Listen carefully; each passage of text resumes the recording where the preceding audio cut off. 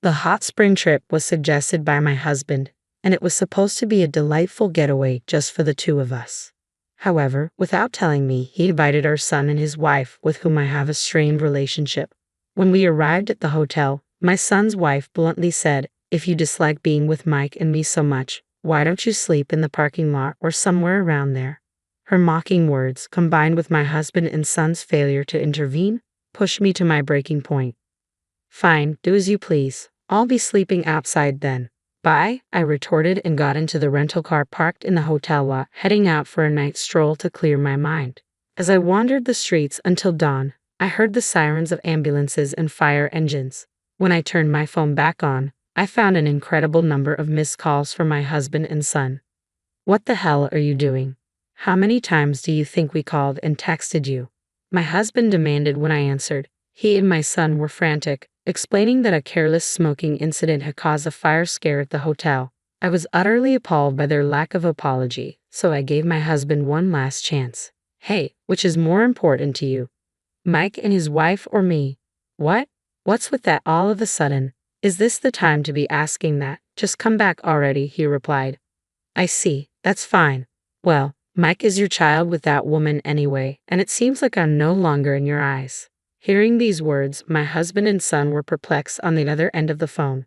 That's when I decided to spill a secret, a hidden truth we had been carrying within our marriage. My name is Elizabeth, 46 years old, and this year marks the 20th anniversary of my marriage to James.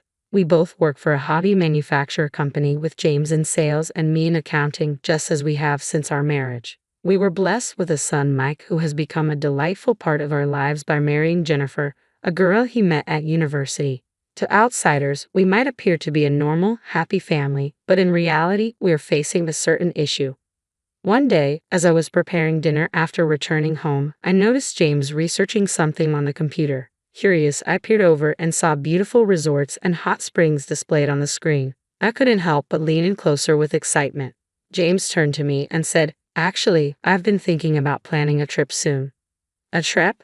That sounds wonderful." I couldn't contain my excitement and raised my voice. "See, we've both been busy working and haven't had much chance for this kind of thing. Don't you think it's about time we let loose a bit?" "Yes, I've been feeling the same way," he replied. Fortunately, outside of our busy seasons, we both have flexible schedules that allow for time off. Just thinking about the trip made me giddy with excitement, something that hadn't happened in years. Though James initially helped with household chores after our marriage, he eventually stopped, citing work as the reason, leaving me to handle most of it. This trip, suggested by James himself, was a much-needed break from the accumulated fatigue and stress, more than anything. I was happy when my husband, who usually only showed interest in his work and rarely conversed with me, suggested we go on a trip together. "The trip is a great idea," I said, "but there's something I've been hesitant to talk to you about." "Hesitant about what? What is it?" he asked. "You know what I'm talking about. It's about Mike and Jennifer." Hearing our son and daughter-in-law's names made my expression darken. Since advancing to junior high, Mike had grown distant and cold towards me, his mother. Ignoring my attempts to talk, he would lock himself in his room or go out, and on the rare occasions he did respond, it was with a dismissive, "It's nothing," or "Leave me alone." At times he was outright rude, demanding, "Hurry up with the food," or "Give me some pocket money." There were even instances when I was locked out of the house, not just by the door but by a chain gate. Initially, I dismissed it as a phase of rebellion, but when his harsh words and actions persisted, I grew concerned and consulted James several times. However, James brushed it off, saying, "Isn't that just a phase of rebellion? Or maybe just adolescence? You should understand that and deal with him properly as a mother," showing little concern for the matter. I tried to reach out to Mike, but his attitude remained unchanged. After advancing to high school, he moved into a dorm and continued living in one during university, hardly ever returning home. Even after marrying Jennifer, I wasn't invited to their wedding, and my letters of congratulations went unanswered. When Mike brought his wife Jennifer home, I immediately sensed a mismatch. Her brightly dyed hair, heavy makeup, and flamboyant attire made her appear quite flashy, even for her age. In front of James and Mike, Jennifer behaved normally. But the moment we were alone, she stared at me, then glared and said, "I wondered what kind of woman the mother of Mike would be, only to find out she's this plain. No wonder Mike detests you." Her derogatory words and expression cut deep. I thought Jennifer was indeed a perfect match for Mike. Interestingly, they didn't have any children and seemed to live a carefree life, despite their apparent dislike for me. Much like Mike's. From the day they were introduced, they began to frequent our house often, usually with Mike in tow. When they visited, Mike and Jennifer would lounge around, hurling insults at me, and even stay for dinner. I was left to prepare and clean up the meals alone while they arrogantly demanded more drinks and snacks, leaving me no peace. I rarely joined their conversations, but Jennifer once condescendingly said, "Elizabeth, why do you even work after getting married? Spending hours surrounded by old men making toys?" I couldn't do that. Jennifer, being supported by Mike, doesn't work herself, and given her habit of skipping work, likely wouldn't last long in any job. Hearing her gleefully talk about skipping past jobs, I sighed inwardly. Unable to tolerate Mike and Jennifer's selfish and tyrannical behavior any longer, I once again sought advice from James. However, he simply said, "Mike is still as rebellious as ever, but Jennifer isn't that bad, right?" Feeling miserable, I replied, "But I'm being treated like a maid by Jennifer." I had my job too, and my body couldn't handle the stress any longer. Despite my concerns, James would just play dumb and brush it off, claiming he didn't know what to do. Eventually, the visits from Mike and Jennifer stopped. Whether they no longer wanted to see me or had other obligations such as work or finances, the reason was unclear, but their absence from our home was certain. Still, it seemed James continued to meet with them. Sometimes I could smell their perfume and cigarette smoke on him when he came home. As an asthmatic, cigarette smoke was particularly harmful to me, so I had asked Mike and Jennifer to refrain from smoking inside the house during their visits. Even with our strained relationship, I found relief in not having to endure their unpleasant behavior. I was determined to ensure they wouldn't interfere with our hot spring trip, and I worked hard to convince James of this. Relieved when he agreed, I looked forward to our trip to Hawaii. I pored over the guidebook daily, bought new clothes, and eagerly anticipated the vacation. However, the intrusion began on the very first day. As we arrived at the airport security check for our Hawaii-bound flight, pulling our suitcases and preparing to pass through the ticket gates, I was stunned to hear familiar voices. I turned around to see Mike and Jennifer standing there. "What? Why are you here?" I asked in disbelief. "Didn't Dad tell you? We decided to come along to Hawaii," Mike replied. I was dumbfounded and glared at James. "Mike and Jennifer have always dreamed of going to Hawaii," he said. "I'll handle them, so please let's go together." I was astounded. Despite all my efforts, including working hard and dieting for this trip, James still prioritized Mike and Jennifer. My plan seemed ruined, and I decided there was no point in going to Hawaii with such unpleasant feelings. As I was about to turn back, Mike and Jennifer stopped me. "For the past 11 years, I've wanted to reconcile with you, Mom, but I couldn't bring myself to be honest about it," Mike said. "I know my behavior wasn't right, and I realize now that I've been awkward and unfair. I want to get along with you, Elizabeth, and I don't want to strain our relationship any further." I was taken aback. It was the first time Mike had shown such humility, and Jennifer seemed eager to avoid appearing as the villain. Reluctantly, I agreed to go to Hawaii with the four of us. On the plane, Mike and Jennifer were in high spirits, ordering and starting to drink alcohol, while James sat happily next to me. Despite their upbeat mood, I felt an odd sense of unease and tried to distract myself by gazing at the scenery outside the window. Upon arriving in Hawaii and renting a car, we started our trip based on the plan James had revised on the plane. However, it wasn't long before Mike and Jennifer began to ignore my presence, speaking only to James. At water-based attractions like Sea Life Park and Waikiki Beach, they would intentionally trip me, making me fall and get soaked. At lunch, they pushed their leftovers onto me, among other forms of harassment. The tension escalated after dinner when Mike and Jennifer came to our hotel room, wanting to drink. When James went downstairs to get some snacks, Mike and Jennifer, who had bought alcohol in Hawaii, sat on my bed without asking. Mike pulled out an ashtray and cigarettes. "Hey, this is a non-smoking room. Stop it, please," I said. "It's fine if we ventilate," Mike replied with an annoyed look, and Jennifer began to light a cigarette as well. Reaching my limit, I shouted, "Enough. Stop smoking in a non-smoking room. You'll get us thrown out if you don't follow the hotel's rules." "What's with you all of a sudden?" Mike retorted. "I told you before that I have asthma and can't handle cigarette smoke." Please follow the hotel's rules, I said, struggling to keep my composure. Your serious motherly attitude has always been so irritating, Jennifer snapped. Smoking in a non-smoking room is the height of rudeness. God, you're so annoying. What's wrong with having fun on a trip? If you hate smoke so much, why don't you sleep in the parking lot or somewhere else? My head went blank from their words. Just then, James returned from his errand. Hey, it's loud even in the hallway. What's with all the shouting?